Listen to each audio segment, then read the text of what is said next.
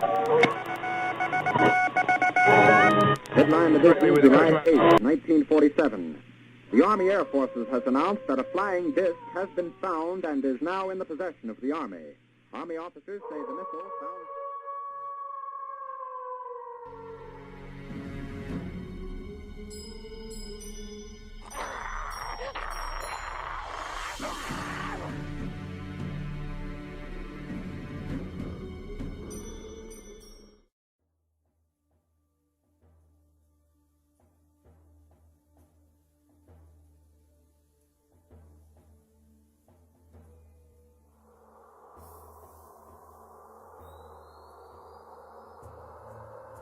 I'd like to share something with you that I hope you find strangely appropriate during this dark, icy winter season.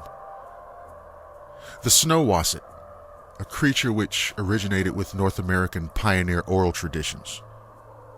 Known to be a migratory creature which spends its winters in the heavily forested areas around the Great Lakes during winter before traveling north to summer in Newfoundland, the snow wasset is unique amongst animals of this region, in that it spends its summers hibernating in a warmer climate and is active only during the winter months of extreme cold. Snow wassets are large, slinky, seal-like, limbless predators, native to the northern parts of the Great Lakes region in Hudson Bay, Canada. As soon as the first snowfall of winter sticks, the wasset becomes an apex hunter. Said to be 4 times as big and 40 times as active as a wolverine, they tunnel like torpedoes underneath the snow, biting at the legs of small game such as birds, rabbits, and occasionally wolves, or even bears. Occasionally, even unwary lumberjacks might trip into a hole and are dragged to their doom, leaving nothing but bloody stains on the surface of the snow. They are said to be so vicious that woodsmen would set up log traps to try and flatten the creatures. Natives were also said to stretch the wasset fur to line their canoes. One story of the wasset involves a party of white men who encountered a Native American around James Bay. The man was traveling in an extremely unusual canoe, which, as it turned out, was actually the stretched out hide of a wasset. Also believed to use these hides as sleds, the natives are said to use a multitude of deadfall log traps which descend on every side simultaneously in order to kill one, as one can never tell which direction the wasset will flee beneath the snow once it realizes it's being hunted. In the summertime, they are said to hibernate as far north as the barren grounds north of Labrador, resting inside of cranberry bogs. They grow short limbs in order to make a den. Their fur turns into a greenish hue, and they nibble on whatever berries the farmers leave behind. The creature is also referenced in William T. Cox's Fearsome Creatures of the Lumberwoods, published in 1910.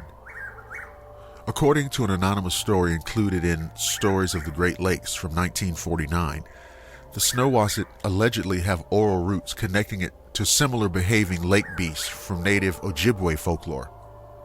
Scary stories about gigantic ocean creatures that lost their legs in the winter and grew them back in the spring were shared between native fishermen and sailors.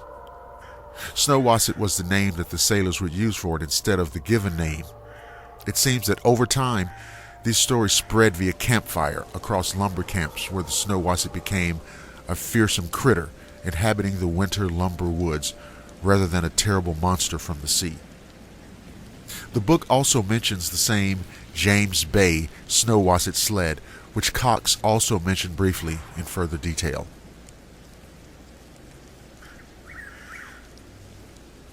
Thank you for listening to the Shadowland radio show. If you're listening on the Blackwater Media YouTube channel, don't forget to like, subscribe, and share. You can also listen at blackwatermedia.net and the Blackwater Media Facebook page. I'm Dr. William Lester, and I promise to see each and every one of you again on the flip side.